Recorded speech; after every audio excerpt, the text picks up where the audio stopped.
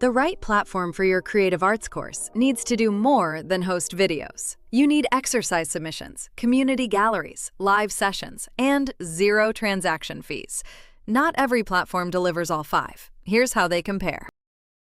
Here's how the major platforms compare for creative arts. Ruzuku, free tier, zero transaction fees, built-in submissions and community. Kajabi, $89 a month, zero fees, but limited submissions. Teachable, $39 a month, 7.5% transaction fees on the starter plan, and requires third-party for community. Skillshare and Udemy take 50 to 75% of revenue.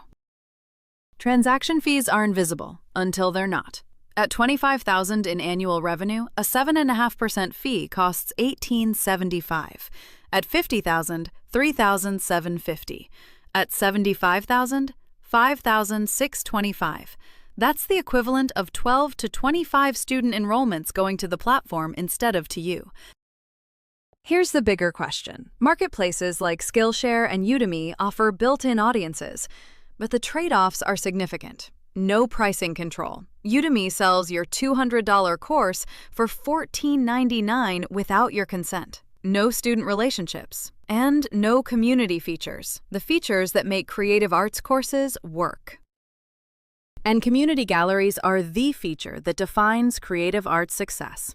Cohort-based creative arts courses with active communities see 64.8% completion, compared to 41.4% for open access self-paced. When students post paintings and 3 peers comment on them, they feel part of a creative community, not a passive viewer.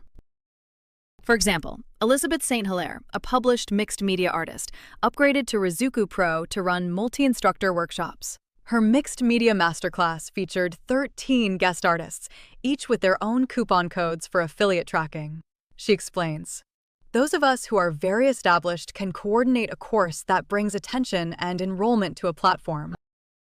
The full guide compares platforms on all 5 features creative arts teachers need, plus detailed fee calculations and marketplace trade-offs.